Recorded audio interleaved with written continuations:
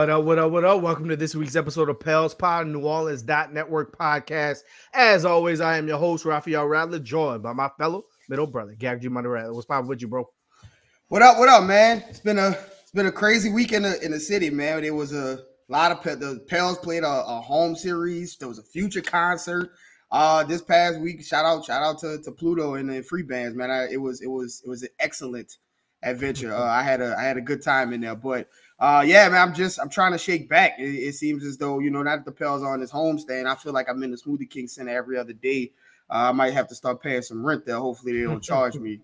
But nah, man, it's been all good on this end, man. How's everything on your side? Everything is good. Everything is blessed. March Madness is here. Arkansas plays this weekend. Another disappointing season. UL too. Another disappointing season. Last year we were coming off a high. Sounds familiar, doesn't it? But again, that's why decimated by injuries, huh? That's why you play the games. March Madness is upon us. I'm looking forward to us. But before we talk about the madness that is the NBA, make sure you guys follow us on Twitter at Pels Pod. Follow us on IG at Pels Podcast. Like the episode below. And most importantly, subscribe to New Orleans Network. So, since we last met, the Pelicans have played 3 games. I think if you would have said, hey, the Pels are going to go 2-3, everyone would have been like, okay, we're going to take that because the Pelicans were on a losing streak. But it was how they went 2-3 that kind of has everyone a little bit upset. They came home finally after a long road trip and really laid an egg versus an OKC team that you already beat 3 times, including once without Brandon Ingram and, of course, without Zion. And so, it was just a tough loss because the crowd was excited for the team to be home. You got an opportunity to make some headway in the standings, and you squandered it a bit. But we've got to talk about the injuries. Again, since we last met, Zion is going to be evaluated in another 2 weeks, which means he probably won't play for at least, at best case scenario, another 3 weeks. So you're running out of time. Now, Larry Nance did make his return, and shout out to Larry Nance, bro, because he's come back twice this season, and you've been able to tell, he probably should not be playing in this game. One of the examples was the game that was just played when you saw Larry like gingerly going up the court. I'm like, oh yeah, he's not ready to be playing right now. But shout out to him for, putting his body on the line because he knows these are critical times, right? Like these are all must-win games if you look at it that way down the stretch. Jose tweeted out that he's coming back or he's close. He's doing some light shooting is what Willie Green said. And then Brandon Ingram sprains his ankle versus the Mavs. Questionable tomorrow versus the Lakers. Let me ask this question. I understand that injuries are not an excuse, but when you look around the league, how many teams are down their first and second best option routinely? Am I missing something, or is this the Pelicans and all New Orleans sports just have bad injury luck? Yeah, it is. It's not great. It just seems as though the city of New Orleans, it's not even just like you talk about. It's not even just the Pelicans, really. It's the Saints. It's the Pelicans. It just seems like there's a gray cloud over the city. There's rumors about the Superdome being built on Indian bones and stuff. Who knows what's going on? But it just seems as though when you look around, what are the odds of Brandon Ingram having a toe injury that keeps him out for an extended period of time, and then as he's ramping up to come back, Zion goes out, and then Brandon, you hear news that Zion might be back before the playoffs, and then Brandon Ingram turns his ankle, and it's not never ending. You never get those two guys together on the court, and it just seems as though whenever there's any kind of momentum picking up, it turns negative, and it's frustrating, obviously, but I mean, at some point, you got to start looking and asking, what is do you bake these injuries into the outlook of the Pelicans moving forward? Do you bake in some of these games? Because even last season. Here's my challenge to that. Because I've heard a lot of people say that, you should plan for your best players to be injured.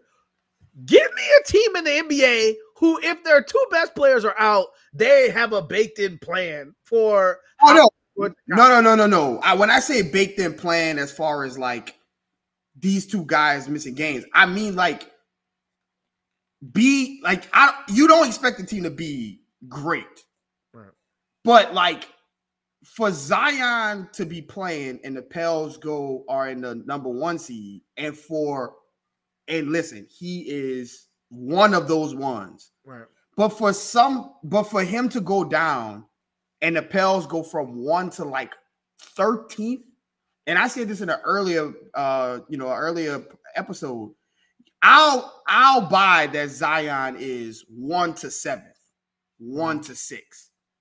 But like for them to go from 1 to like 12th and like 13th, it can't be that drastic. And obviously, that goes into Brandon Ingram's injury and CJ dealing with things and shooting slumps and all that. Obviously, those are baked in, and no team will be good without their two best players. That is very obvious. Ask any two team with coaches, whatever.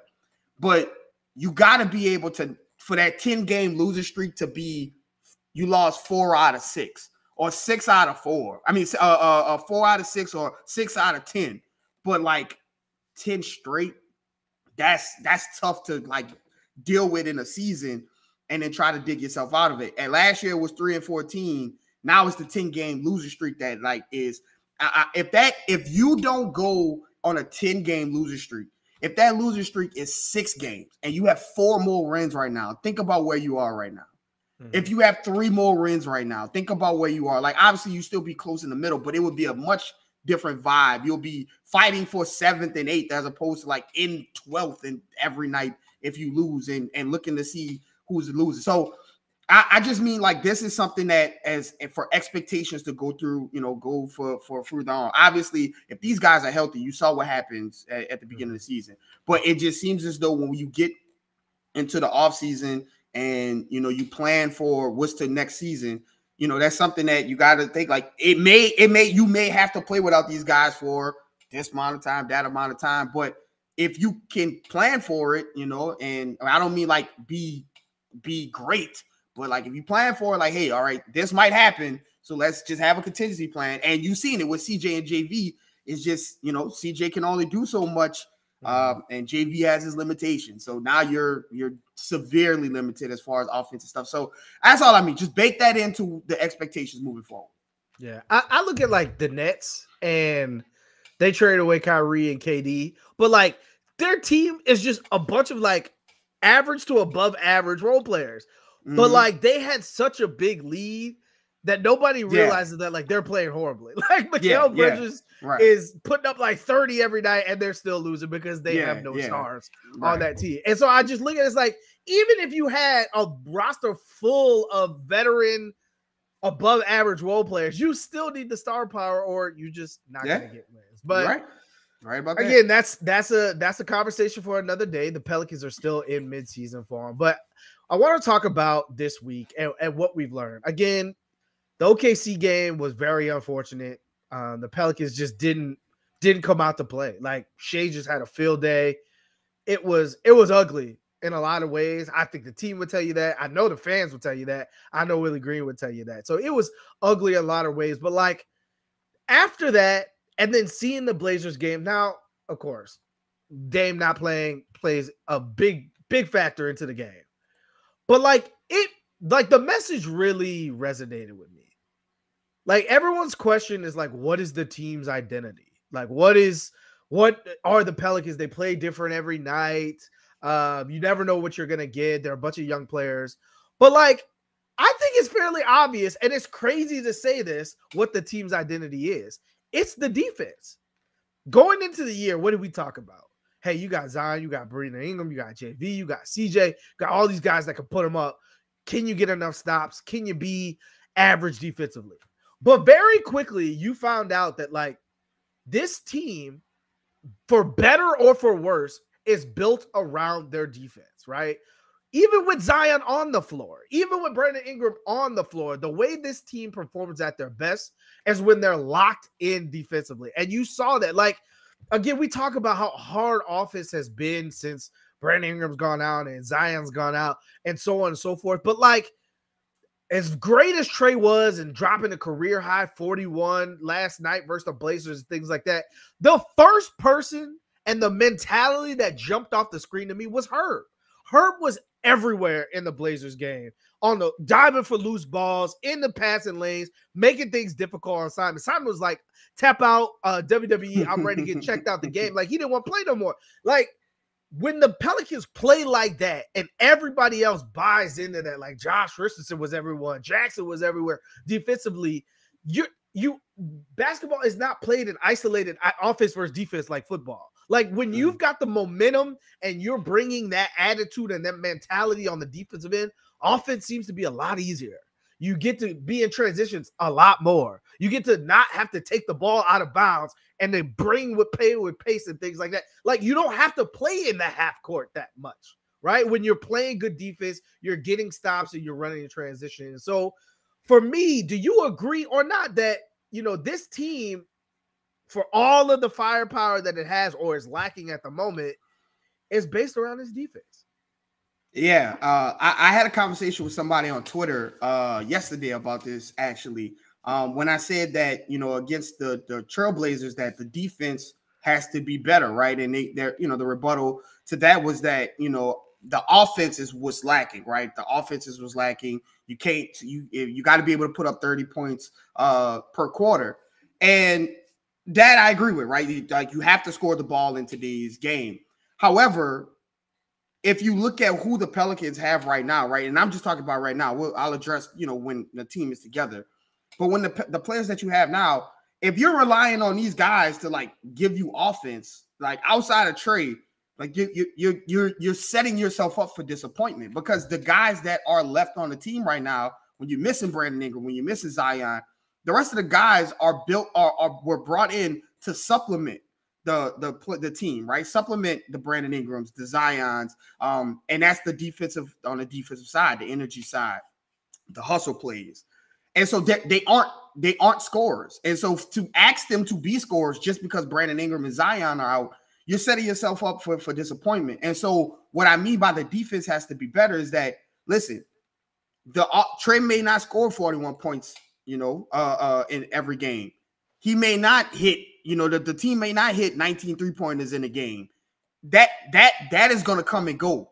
What can happen is that the players that are there who specialize in defense, who specialize in energy, who specialize in the hustle plays, if they don't at least do that, the Pels don't have a chance without Brandon Ingram, Zion, against any complete team, no matter who's the star, right? No, you could be talking about Paolo, or we could be talking about Giannis, and everybody in between. As long as that team is healthy and they have their offensive punch, you're not going to be able to compete and have the game within a span where CJ can take over in a full quarter and win you a game, or Trey can go for 41 on a night and win you a game because you're playing great defense. So those guys who are specializing in defense and rebounding, the guys that are left on the roster, they have to bring that every single night, because if they don't, you don't even give your offense a shot to be in the game, because your offense is not there, right? And you bring in guys like Jackson, you bring in guys like Dyson back into the rotation,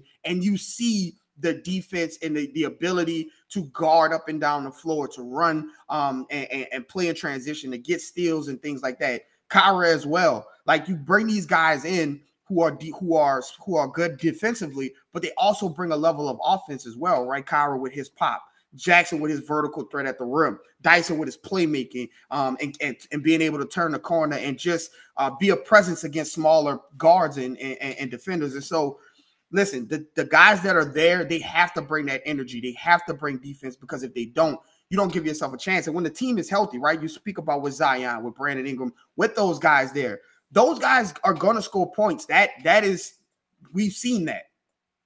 But what they do, you know, what the team does well, and when the team is running and humming, is when you're catching, you know, some of these Herb blocking shots at the 3-point line, and Jackson pinning people's stuff at the backboard, and things like that. Dyson and Herb double teaming and taking people completely out of the screen and things like that. So that is when you get those guys in space, those athletes that you have, that the Pelicans have.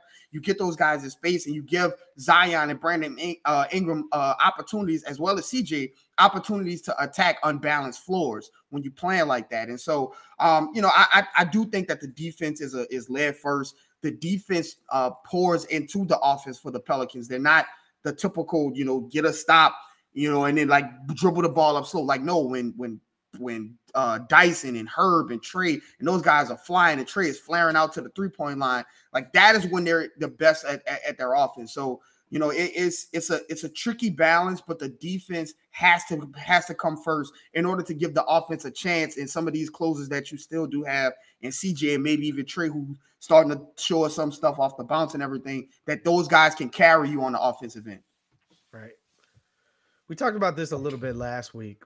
The Pelicans, again, are still such a young team. They zigged with the league zagged. Instead of getting a bunch of guys who could put them up and give you 20 coming out of college, coming out of high school, coming out of France, whatever it may be, they got a bunch of defensive guys that said, we're going to teach you how to shoot.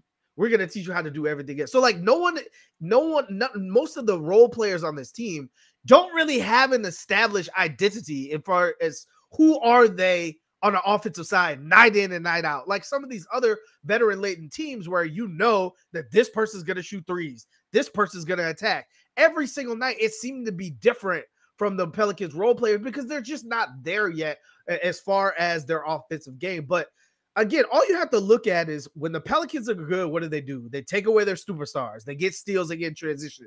They're helping each other. They're rotating on defense. When they're not good, they play isolated on both sides of the ball. They just dribble the ball and half court and go one-on-one. And on defense, they let you go one-on-one. Herb, go be a savior and stop whoever's in front of you. They don't fight for rebounds, and they're not the scrappier team. Like the reason why I think the city fell in love with this team last year is because it resembled the city, right? The scrappiness, the go-get-it mentality. And like over the last 15 games or so, they've been so exhausted for trying to do so much on the offensive end that they've lost who they really are, right? They've lost what makes this team this team. And so you saw a glimpse of what that looks like versus the Blazers. And it's not one of those things where you hope you get it again. You have to get it again for the rest of the season, especially with no timetable on Zion's return. You've got to play that way to give you a chance at the postseason. And so some of the things that have changed a little bit for the positive, I would say, is the rotations have updated just a bit. So what have you seen over the course of the season? The team continues to get off to slow starts. They can't get stops. The bench is not scoring enough. They're playing from behind, so they're exerting all that energy and whatnot. And so what did Willie Green do? For the faults that a second-year coach may have that doesn't have their two best players for the majority of his tenure as the coach, he's had to figure things out as well. Like, he doesn't have all the answers right now. Give me another coach that has all the answers without their two best players, and I'm going to show you Greg Popovich, Phil Jackson, like Red Auerbach, right? Like, you've got to make adjustments with what you have available. And so what you've seen, and I see some people in the comments talking about it, is you've seen some more Jackson Hayes. You saw Larry Nance come back a little bit, but you still saw a decent jolt from Jackson. So what does Jackson add to the rotation? What does his presence bring for a team that was struggling to have that energy? I see someone in the comments talking about no Jose. It's obvious that the injury is not Jared, but Jackson is an energy player, and his skill set happens to benefit what the team needs right now. Yeah, Jackson has been a revelation for the big man role, what you need right now, right? And actually what you've really been needing the entire season, but understandably so. Jackson has had his issues and things, but with so many people out, Jackson, Willie has been forced to not have that short lease on Jackson, right? He's had to play because he's literally like one of the only bigs you had left, especially when JV wasn't playing as well. And you had JV and Nance and Zion out, and it was just like Jackson and Billy, go handle business. So you had to play Jackson. And what you've seen from Jackson is number one, he makes the team. I said it a couple episodes ago. When you watch the team, they just look different, right? They look like a modern basketball team, right? Getting up and down, having a big man who is not, lumbering up and down. And obviously, JV has his faults, so we'll talk about him. But, when you have a guy that's mobile, right, getting up and down the floor, both offensively, defensively, offensive side, what he does is he rim runs, right? And so he causes the other big man to have to rim run with him in order to play those lob passes, right? To play those entry passes. Obviously, they aren't perfect from the Pelicans, but you don't have to be that perfect when you got Jackson up there. And so you have to be able to get back, and just the threat of him running makes the big man not so focused on, okay, who has the ball? Let me go help out on the defensive side. If like Kyra is laying the ball up, if Dyson is going to lay the ball up, if CJ is going to lay the ball up, I have to run with Jackson because I have to account for his athleticism and stuff. And so you get better offensive flow in transition. In the half court, we've talked about this a bunch of times. JV, when he sets the screen, right, it's very, very rare that they get a dump off to JV in a pick and roll, right? You see that because JV is such a lumbering man that when he sets the screen, he can't roll. He can't get off the roll. That's a very nice way of putting that, Garrick. He can't get to the paint and can't roll and take advantage of that before good defense, good defenders and good well-coached defenses from good coaches bring that help defender over. And by the time the guard is ready to dump it off to JV, there's two people there or something because JV can't get there. Well, with Jackson is screening and he's popping at the rim quick. And you've seen a couple of times where you're watching it and he sets the screen and then Jackson gets the pass and it's like, oh crap, he's like wide open because you don't really get that when you have JV. And so he helps both the transition, fast break offense, but he also helps the half court offense. And then obviously defensively, he's a defensive at the rim presence. Even when he's not blocking shots, he gives the Pels the kind of that what I call that reputation block, right? Where you get up and you take that 1/2 second to look because you don't know where Jackson is. And we always talk about it. Basketball is played in windows. If you get somebody to take that 1/2 second to look over their shoulder because they're looking for Jackson, that's all you need for the defender to get back in position and things like that. So even when he's not blocking shots, he's playing, great defense in the pick, at the rim and also in the pick and roll, right? You can't attack Jackson the way that people attack JV and Billy Hernangomez. And even with Larry Nance, the difference between Jackson and Larry Nance is that Jackson is 7 feet tall with leaping skills, right? So when Larry Nance is able to play those pick and rolls, because he's the small ball 5, Jackson's not a small ball 5. Like he's a tall guy. He's skinny, but he's tall. Like he's like not 6'9", not a power forward. He's a center who is just undersized as far as the weight wise. But he can get up, and his verticality and his ability to switch on pick and rolls is just a breath of fresh air. It puts a lot less pressure on like the guards having to fight over screens and stay connected because you're so worried about them beating JV off the dribble and things. And so Jackson is just a breath of fresh air. You see it when you watch the games. It just looks like a different team. They got more pop. They're moving quicker. The ball is moving quicker, and the defense seems like it has a little bit more juice to it as well.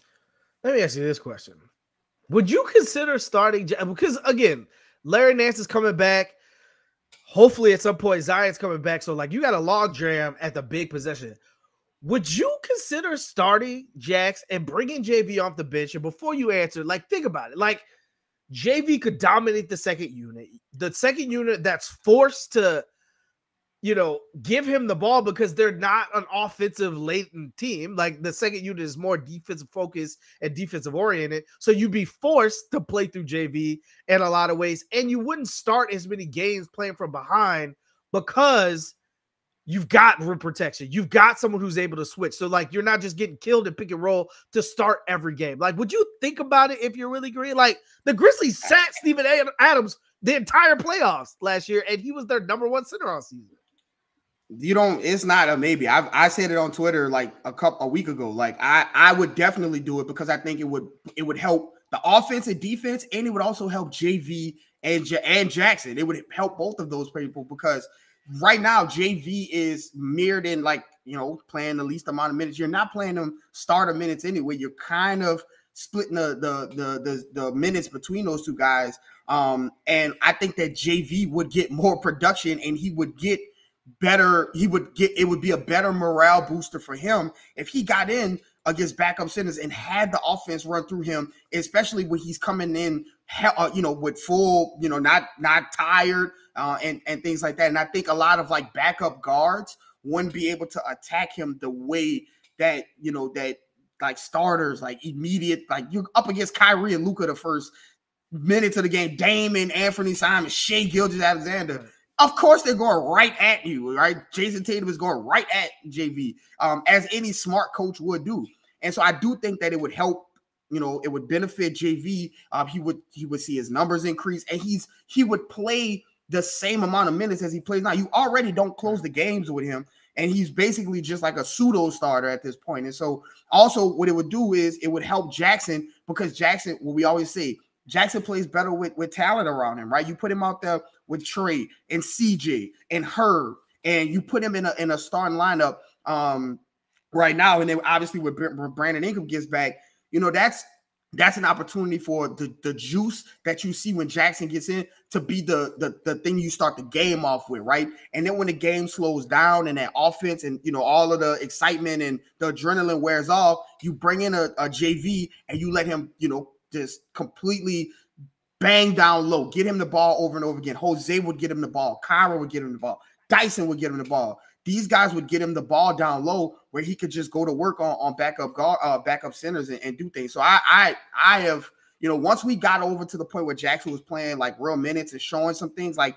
there's going to be bonehead plays. Like Jackson is still young and growing, and he was a raw talent coming into the draft. So he's still figuring some things out about himself. I know it's year 4, year 5 for him. And, people like to say, oh, well, how long is it going to take? Well, you can't really go by years in the NBA now, because these guys are coming in at 18, 19 years old. It's only going to get younger as the CBA goes. And so, when you talk about a year 4 guy who's 22, 23 years old, like that's not the same as like a 26, 27-year-older. And so, he's still developing and growing in his own right. And so now with so many guys out and the defense looking the way it is, and you can see the difference in when Jackson is on the floor, I think it's about time to at least consider it.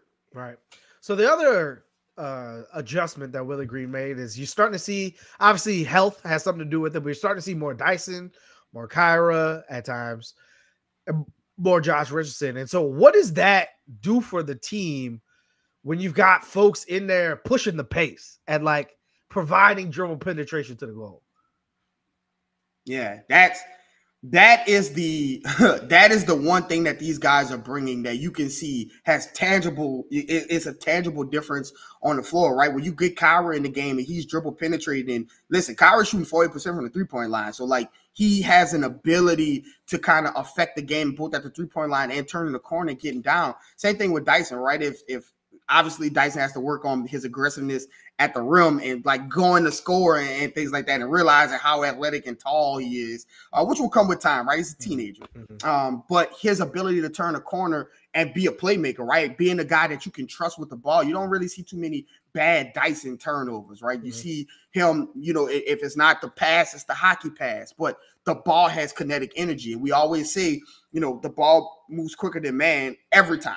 That's going to be true no matter when you're playing, who's on the floor, doesn't matter. The ball is going to always move quicker than the man. And when you think about, the guys that the Pelicans rely on offense, right, they're very deliberate, right? They're very deliberate players. CJ is a deliberate player. Brandon Ingram is a deliberate player. JV, deliberate player. So these guys, methodically, they take the ball, they get to a spot, they have to work to get to that spot.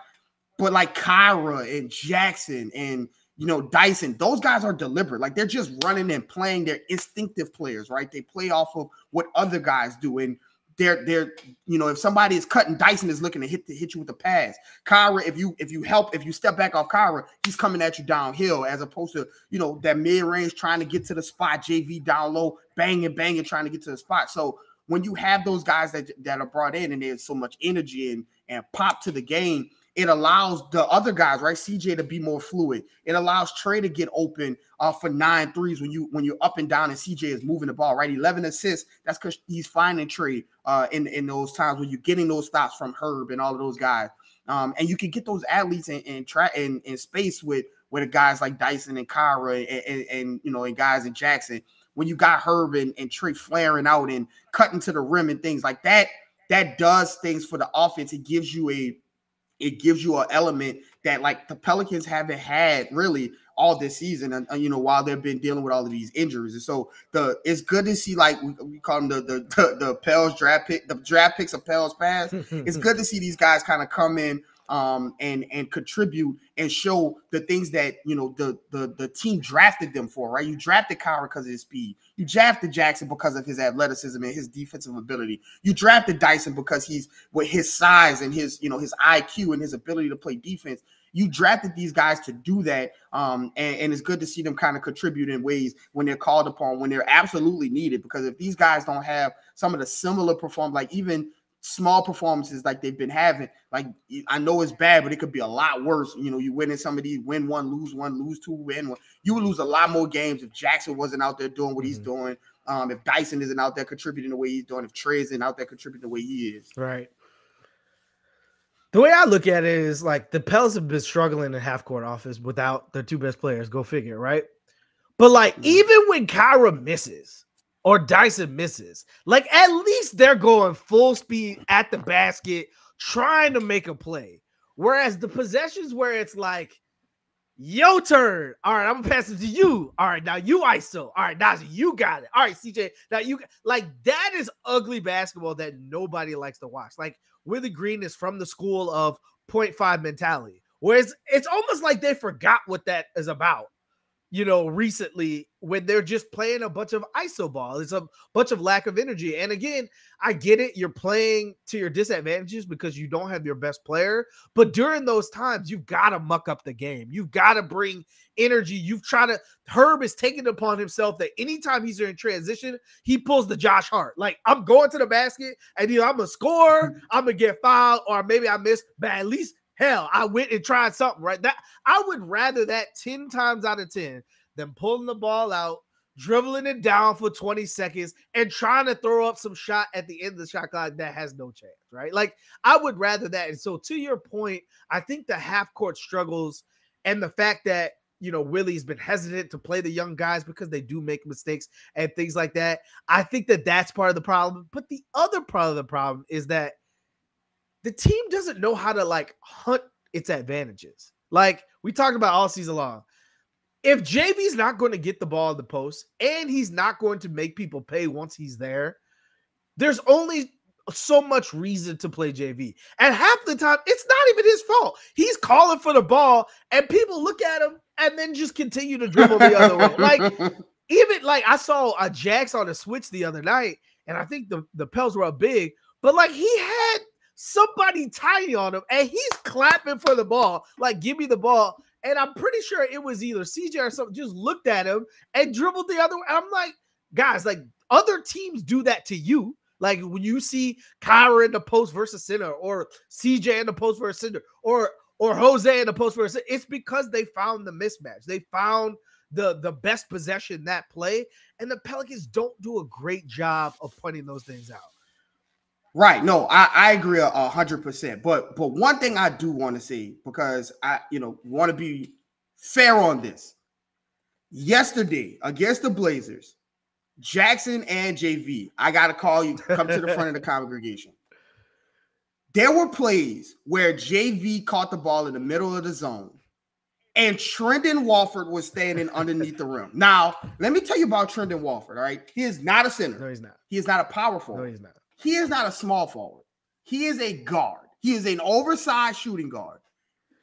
And JV would get the ball, and I would literally, I'm in the arena. Like, I'm looking around like, does anybody else see Trendon Walford standing underneath the rim? And it's like he was like programmed to kind of like look for the set, like look for the cutter, look for the shooter. And I'm like, bro, just turn around and literally just like dunk and see what happens. And because Trendon Walford cannot do anything with you.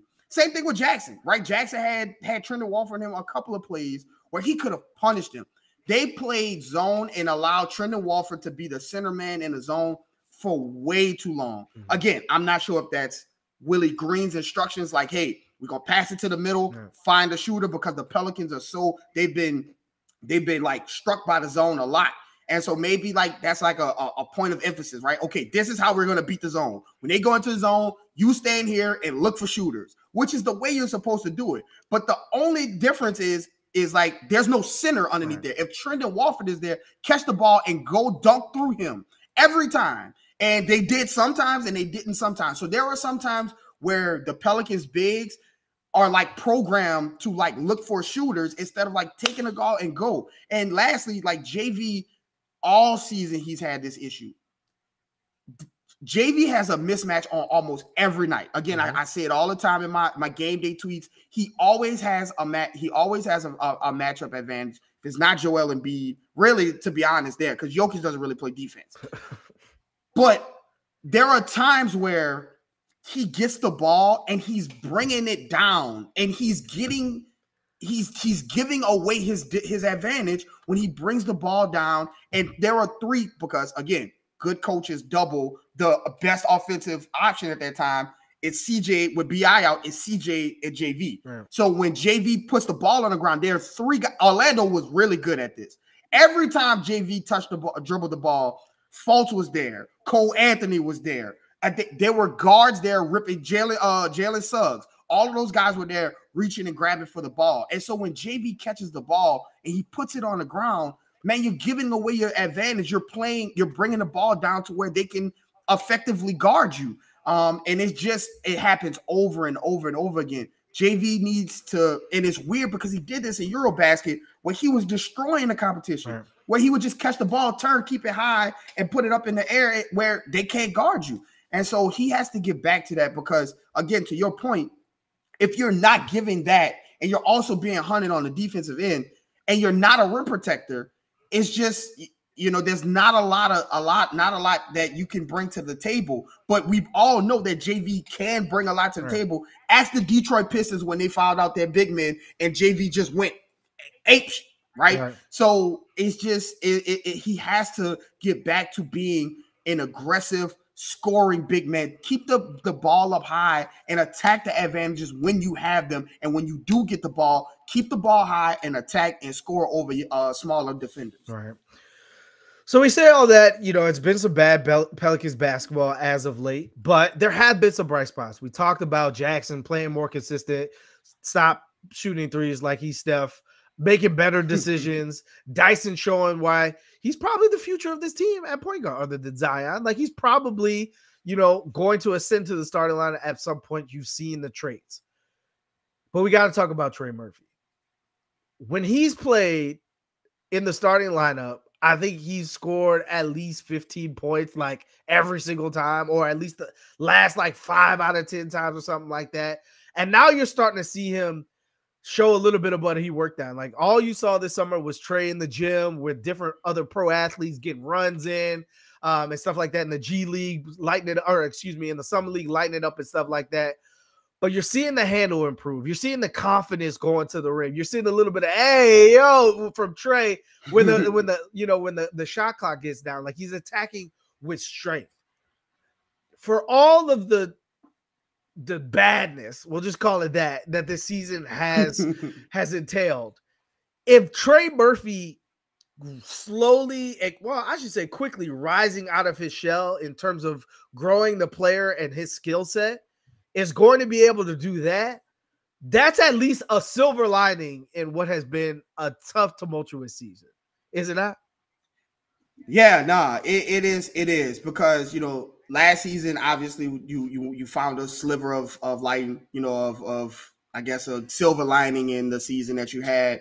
Obviously, with BI was take that leadership role, grew into his leadership role. You found Jose, you found Herb and being a guy, like you found the little things that helped out to make that season say, okay, this is what you found moving forward, some things to move on from. And this year, obviously, it is Trey Murphy. You see, Trey Murphy's ability, like he is a very unique player in this. We talk about how unique the Pelican situation, their superstars are.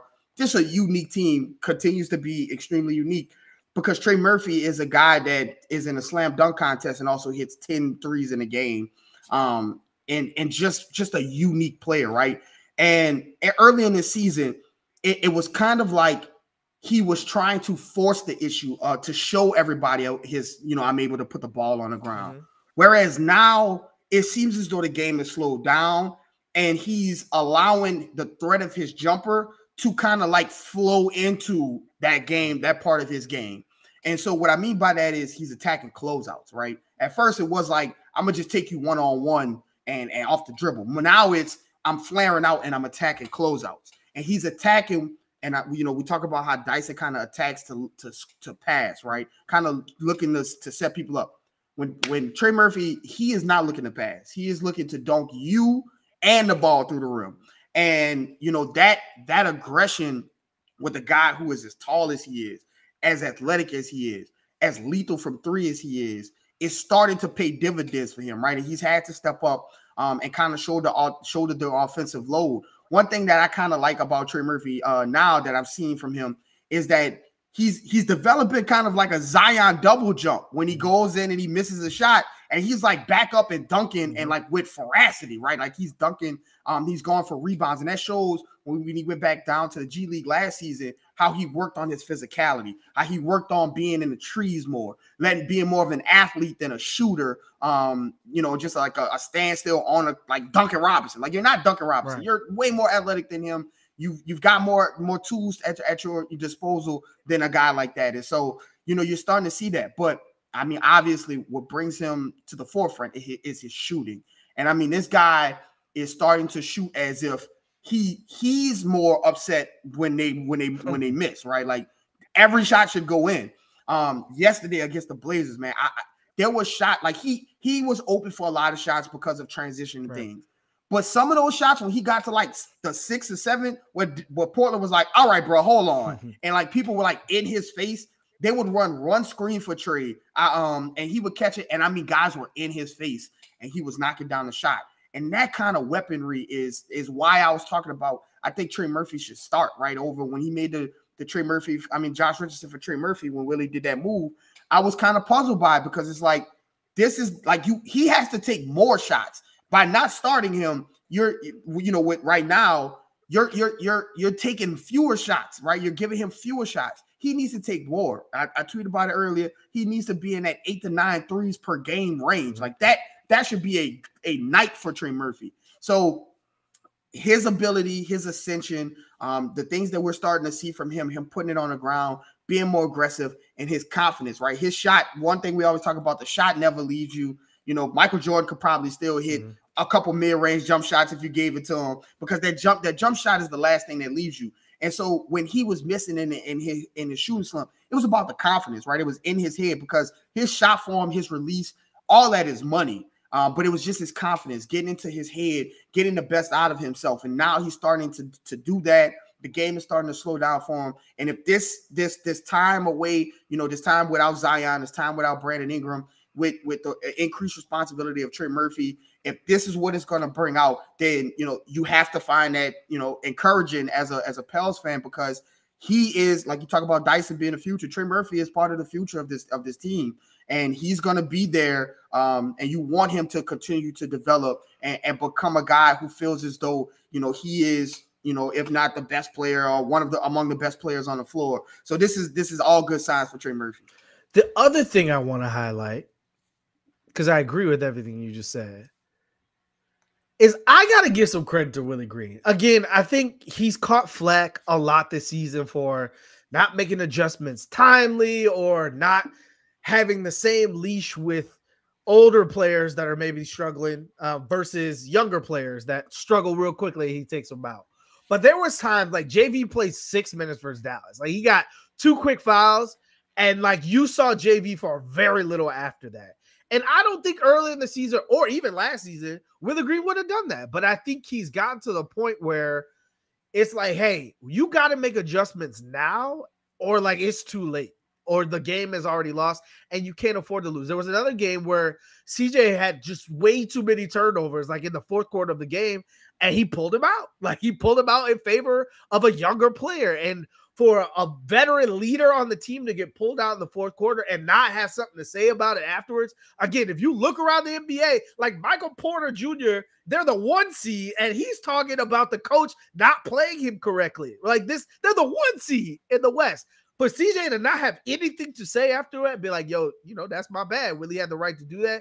That shows you that the way that Willie's going about it, like, hey, I'm earning your trust. I'm gonna let you ride it out until it just is hurting the team too much. That shows growth in his department, and so I think that between that, there was another example where Jax was in, he was doing well, he pulled him out to close small and go small. The Pelicans quickly lost the lead and he put Jax right back in. Again, I don't think those are things that Willie does early in the season. So I want to give Willie some credit for some of the things that he is doing. Now, I still think there's some things that could be done where you could play younger players more often. Like Najee's been struggling lately. And I think that there's times where we've talked about it so many times. This team has so many good role players and not one is significantly better than the other. So if one doesn't have it, you've got a bunch of other Wingstop players that you can pick from and say, hey, let's try this out with this lineup. And you saw a little bit of that over the last week. And so I just want to give Willie Green credit for that piece. But again, there's a lot left of the season to conquer. And so the good thing about the Pelicans being in 12th place and only 14 games to go is that they control their own destiny, right? So you've got the Clippers are in 5th. They're 2.5 games back of them. The Golden State is in 6th. They're 2 games back of them. Minnesota, 1 game back of them. Dallas, 1 game back of them. And then there's a 4th-place tie for 9th. But you play most of these teams down the stretch. And so you got 2 games versus the Clippers. You got a game versus Golden State. You got it. Man, that Minnesota game, last game of the season, that could tell a lot. Like there could be a lot riding on that game to finish the season. And you've got some tiebreakers like over Dallas and stuff like that. But with that being said, what is your gut feeling on how things play out over the next 14? Well, if Brandon Ingram isn't playing, with this ankle injury, it's gonna be tough because the teams that are around the Pelicans, you can even throw the Lakers in there, right? You got a Lakers game tomorrow. They also know, about how close and how far away everybody is, right? You think about Cat supposed to be coming back soon with the Timberwolves. Luka and Kyrie aren't playing right now, even though they were losing with those guys playing. Obviously, when they get back, they're much more likely to win a game than without them. LeBron, right, is another guy. So they're getting guys back, right? And as we see, Brandon Ingram is dropping. Zion is 2 weeks away. Like there's a lot that the Pelicans have to overcome before they even take the court. Right. So it's going to be difficult. But again, the Pelicans have to just get back to defense and playing defense and giving their offense a shot to win the game. So I think that the Pels, I said that the Pels were going to make at least a play-in tournament when like midway through the 10-game losing streak. I'm going to continue to do that. I say that. I think that the team is aware that, how close this season is on the brink of being disastrous. And disastrous meaning with all things considered, disastrous. They don't make the play in. I think that's a disaster, regardless if Zion and BI are there. I think that's a disastrous season for sure. Right. So and I think that if the Pels have to realize and understand that if you just get in, and you could get one of the two back, especially number one, if you could get that guy back, you have a shot against anybody in the playoffs. And that's what's so frustrating and so like tempting to say like the Pels can still do things, because if you get one back, you can do things. So I do think they still make the play-in tournament. I do think that they win enough games down the road. Like I'm ready to be completely wrong. And go through what New Orleans fans are going through. Because again, I say that I think that the bill has come due for Sean Payton calling ambush in the Super Bowl. We made a deal with the sports devil, and man, you are paying for it. The bill comes due. Word to Mordo and Doctor Strange. So I do think that the Pels win enough game to make the play in, and that's why I'm gonna go with that right now. With that being said, give me 3 things. I'll start off. Give me 3 things the Pels have to do to save the season. I'll start off. We just talked about it for the entire episode. If they play how they play, like Trey Murphy's not going to score 40 every night. But if they play how they play defensively versus the Blazers, and I get it, Dame was not available. But just the energy, the activity, the feistiness, the scrappiness. If they play like that for the rest of the season, I think they got a good shot. That's something you have to do. Non-negotiable. The defense is non-negotiable. The offense may come or go, but if you don't give that effort on the defensive end every night, you don't take the ball out of the best player's hands every possession. If you're not going to do that, you have no shot. But if you want to save the season, that's one of the things. Number two, I think Willie has to give whoever has the best dribble penetration, whoever has it going that night, the free reign, the green. If it's Kyra, it's Kyra. If it's Najee, it's Najee. Is it Dyson? It can't be, hey, we're going to stick to this lineup. This is going to be the lineup no matter what, because this is the lineup that got us here. Well, the lineup that got you here is in 12th right now in the West. So you've got to use we talk about the Pels having one of the deepest rosters in the league. Like, they were up 30 last night, and you had 3 lottery players on the court. Like, that doesn't happen with other teams. And so if you're going to get to that point, you've got to play the guys that are giving you the best shot that particular night. And lastly, to your point, regardless of Zion, B.I. has to play like a superstar. We talked about when Brandon Ingram came back, or when he was talking about coming back from the toe injury, one of the I think it was Aaron Summers asked him, like, what are you going to do now that, you know, the ball's being passed to Zion, the ball's being passed to He's like, you got to give me the ball. That's something a superstar says, right? And for everything that Brandon Ingram was able to do and bring this team to last season, he has risen into that conversation of being a star/superstar. But if you really want to submit yourself as one of those guys in this league, you got to come back 80%, 70%, 60% and will your team down the stretch. That has to be the mentality. You can't wait for number 1 to walk through the door. You got to say, I'm number 14, and I'm going to put the team on my back, and we're going to get there. So if those 3 things happen, I think the Pels have a great shot of making the play in. But if they don't, I don't know. Could be tough. Give me your 3. Yeah, to your third point, you know, there's a lot of, you know, a lot of bad feelings towards that guy in LA now. But LeBron went down and broken, you know, they've hit him in the nose, and he's, you know, as all the stuff that you call him, AD has put that team on them, right? Kept them in conversation for that, right? Everybody just wrote them off when LeBron went down. But AD has played through injuries. He has been out there and contributing to keeping that team going. So I like those 3 points. I think the first one I'm going to say is they have to rebound. They have to gang rebound. They have to do what it takes to end defensive possessions. There have been a lot of times where Herb has done the work, right? Herb has done the work. Jackson has done the work.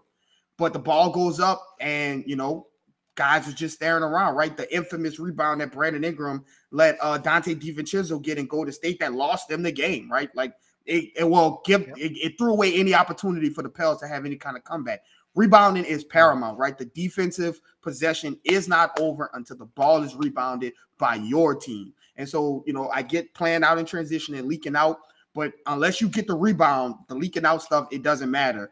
So rebounding is definitely number 1 on my list, what they have to do. The second thing I think that they have to do is they have to start screening for Trey Murphy to get open, right? They have to start leaning more into a Trey Murphy is a focal point of the offense as opposed to a tertiary point of the offense, unless he's like rolling.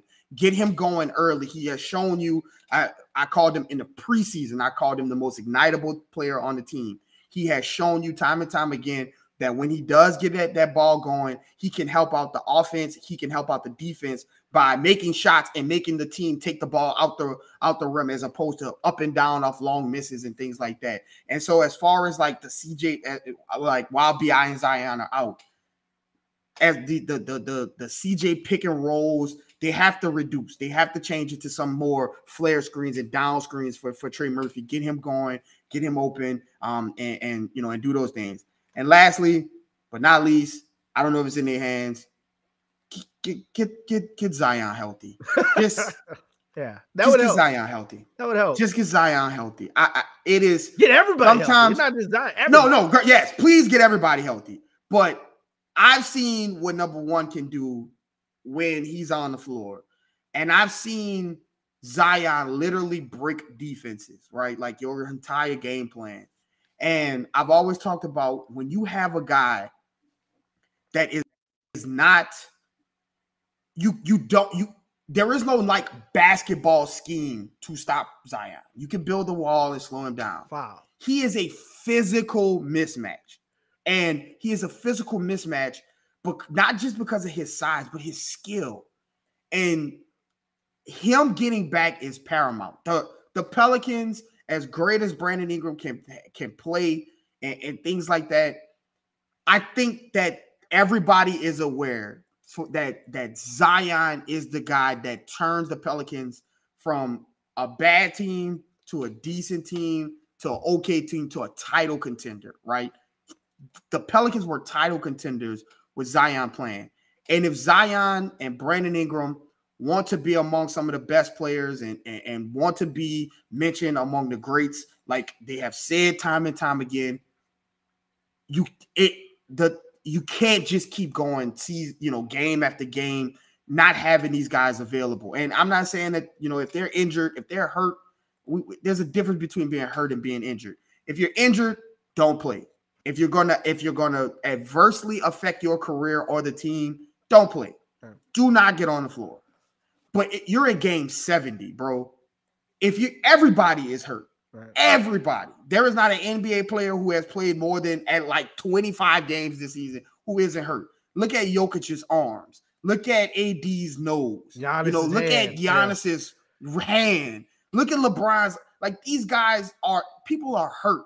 And so you have to, if this is part of basketball, right? This is part of a sport, a physical sport.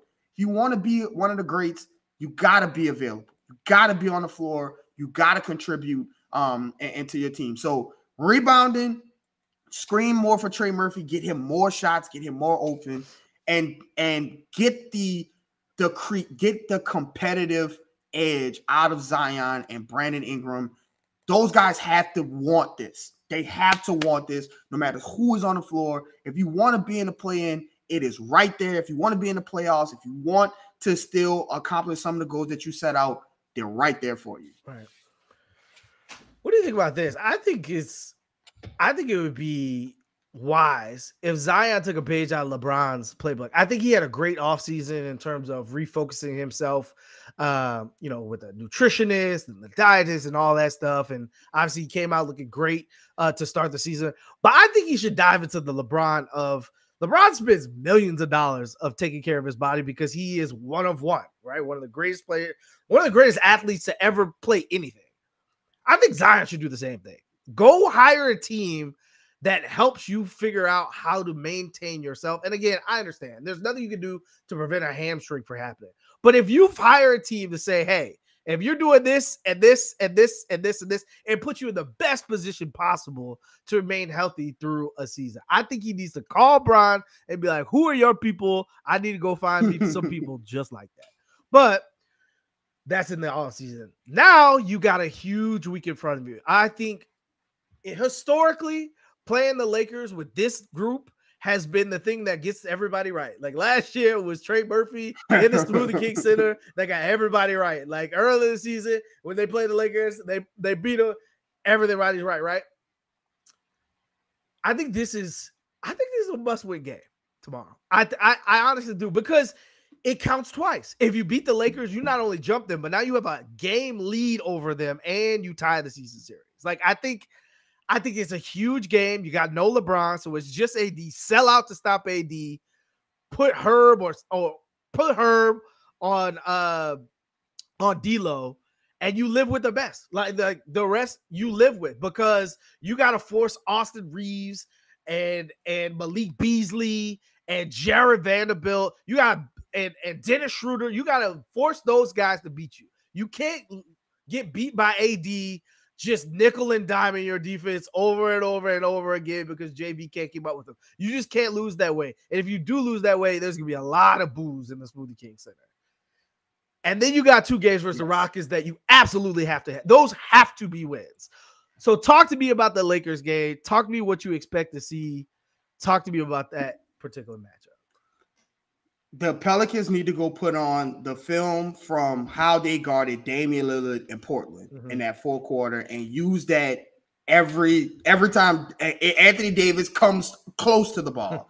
Because to your point, if you lose from AD destroying you with the pick and roll every play, like he has done, in previous games, that is gonna be ugly. That is going to be an ugly way to lose. You have not the blueprint, but you have a manual on how to guard stars.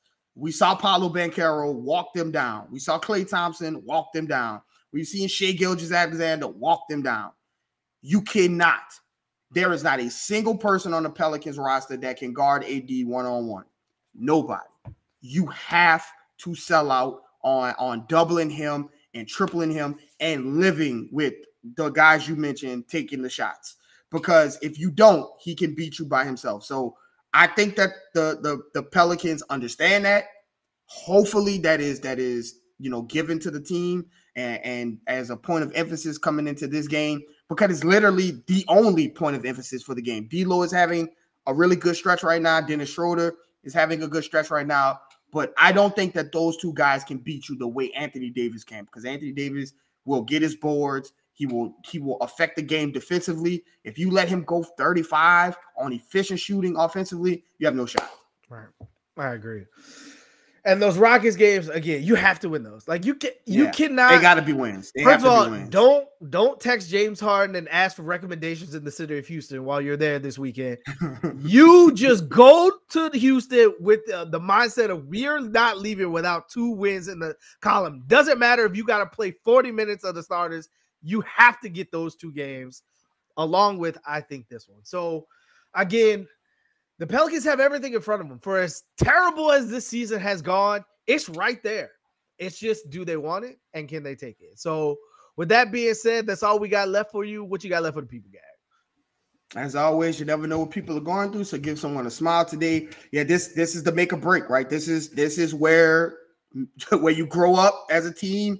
This is where you elevate yourself as a Brandon Ingram and as a CJ McCollum. Like, this is where you elevate yourself in these trying times. And we'll see what the Pelicans are about, man. We'll see what they're about. So, as always, you can follow me at Garrick_Rattler. Follow my brother at Raphael_Rattler. Follow us on Twitter at PelsPod and on Instagram at Pels Podcast. And as always, subscribe to NewOrleans.network. And we'll see you guys next week. Shout out to Nick Underhill for handling some business on Twitter. Shout out to the big guy, man. We'll see if we can get that boy on the podcast. Yes, so see you guys next week, man.